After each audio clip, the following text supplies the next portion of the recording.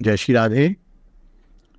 देखिए, आप ब्राह्मण हैं, आपका यज्ञोपवीत हुआ है, तो इसमें कोई हानि नहीं है कि आप संध्या गायत्री करते रहें। त्रिकाल न करें तो एक काल कर लें, गायत्री मंत्र का 10 बार उच्चारण कर लें, और सब जो कर्मकांड के नियम हैं वो तब तो करना आवश्यक होगा कि जब आप ब्राह्मण वृत्ति का पालन करें, आप पुरोहित बन जाएं, आप यज्ञ कराएं, आप पूजा कराएं, आप नवग्रह पूजन कराएं। तब तो ब्राह्मणत्व की रक्षा के लिए आपको गायत्री आदि त्रिकाल संध्या यज्ञोपवीत और समय समय पर यज्ञोपवीत की शुद्धि अशुद्धि का ध्यान रखते हुए ग्रहण आदि सूतक पातक आदि अवसरों पर उसको बदलना पड़ेगा। यदि आप ब्राह्मण वृत्ति नहीं करेंगे और आप ब्राह्मण हैं, फिर भी अपने ब्राह्मणत्व को जागृत रखने के लिए आपको चाहिए कि आप गायत्री का जप करते रहें, इसमें कोई हानि नहीं है। साथ साथ आप वैष्णवता में आगे आए, गोपाल मंत्रराज का जाप करें और हरिनाम का जाप करें। हरिनाम की माला धीरे धीरे बढ़ाएं, 1 लाख तक ले जाए, 64 माला तक ले जाए, 10, 20, 25 साल में। मैं अभी साल 6 महीने की नहीं कह रहा हूँ।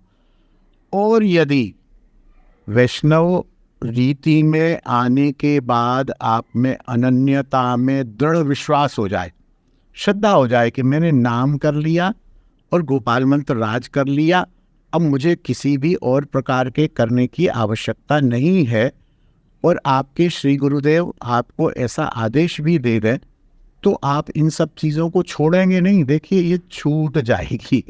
छोड़ना और छूट जाने का अंतर समझे रहना चाहिए। छोड़ना और छूट जाना, छोड़ना एक जबरदस्ती की प्रक्रिया हो गई, और कभी आप छोड़ेंगे तो मन में साल में 6 महीने में आपको अफसोस आएगा, अरे यार गायत्री छोड़ दी मैंने और ये हो गया। और भगवान ना करे कि कोई इस प्रकार की दुर्घटना हो गई और किसी पंडित ने कह दिया कि अबे तूने गायत्री छोड़ दी ना, इसलिए ऐसा हुआ है, तो आप जो है विचलित हो जाएंगे।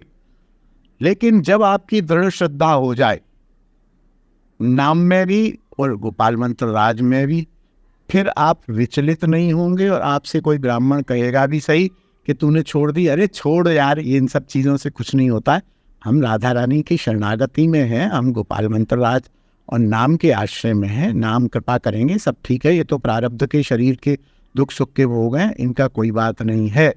तो आपकी जब छूट जाए तो छोड़ सकते हैं, अन्यथा आप उसका भी यथासंभव, क्योंकि ये बात मैं इसलिए कहता हूँ, कुछ लोगों को मेरी ये बात अच्छी नहीं लगेगी कि इनमें अनन्यता नहीं है। बिल्कुल ठीक बात है, मैं अभी कच्चा साधक हूँ, मैं अभी अधकचरा हूँ, मेरे में ऐसी अनन्यता अभी डेवलप नहीं हो पा रही है। तो इसलिए मैं, और शायद आप लोग जो इस प्रकार के प्रश्न पूछते हैं, तो मुझे आपका देखिए परिचय तो होता नहीं है, पता आयु नहीं पता होती, आप महिलाएं के पुरुष हैं ये पता नहीं होता, आपकी सारी परिस्थितियां पता नहीं होती हैं, जबकि हर प्रश्न का उत्तर पात्र के अनुरूप दिया जाना चाहिए। लेकिन एक एक पात्र से मैं इंटरव्यू लूँ, सामने बुलाऊँ, ये संभव नहीं है। तो अपनी अपनी योग्यता के अनुसार मेरे उत्तर को अपने ऊपर लागू कर लेना चाहिए कि आपकी दृढ़ निष्ठा नाम के प्रति हो चुकी है तो बिल्कुल छोड़ दीजिए गायत्री को। लेकिन क्योंकि आपके अंदर प्रश्न है, तो ये इस बात का द्योतक है कि अभी आपकी निष्ठा पूरी नहीं है, दृढ़ नहीं है। जिस दिन हो जाए उस दिन आप छोड़ भी सकते हैं, और यथासंभव यदि 5 मिनट लगा के 10 बार गायत्री मंत्र का जप कर भी लें तो क्या परेशानी, कोई परेशानी नहीं है। अपने एक द्विजत्व की स्मृति रही आएगी, और ठाकुर को देखिए, इससे कोई परेशानी नहीं है। ये जो कहा जाता है अनन्यता वाली बात, उपासक हमारे एक होने चाहिए, लेकिन उपासना के साथ साथ अपने इष्ट के साथ साथ, ये गायत्री हो, शिव हो, गणेश हो, हनुमान हो, ये सब हमारे इष्ट के सेवक ही तो हैं, हमारे इष्ट के समर्थक ही तो हैं, ये हमारे इष्ट के आधिकारिक दास ही तो हैं।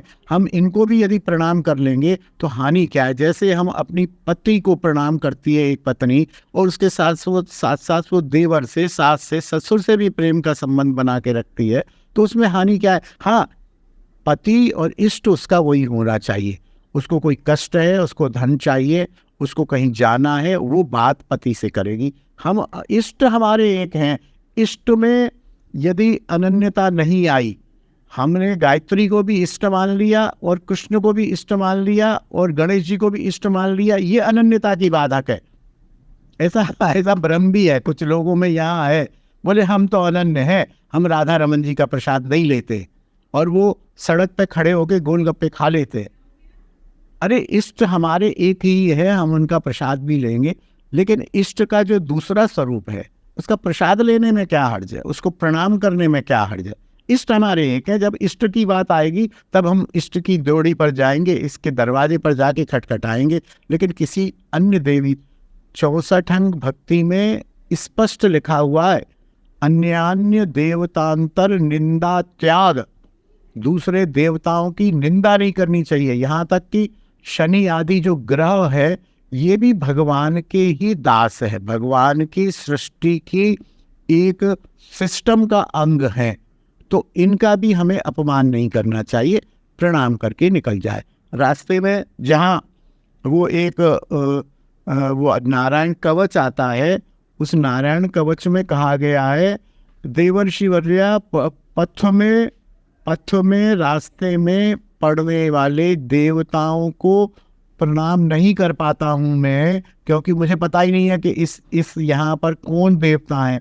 तो उस प्रणाम न करने का जो अपराध है उससे महर्षि नारद मेरी रक्षा करें। अब आप बताइए, इसका मतलब प्रणाम करना चाहिए ना। अरे इष्ट बताने को कौन कह रहा है, प्रणाम करने की कोई मना नहीं है। तो इस सूक्ष्मता से देखते हुए और सभी श्रोतागण अपने अपनी पात्रता के हिसाब से इसमें से अंश ले ले।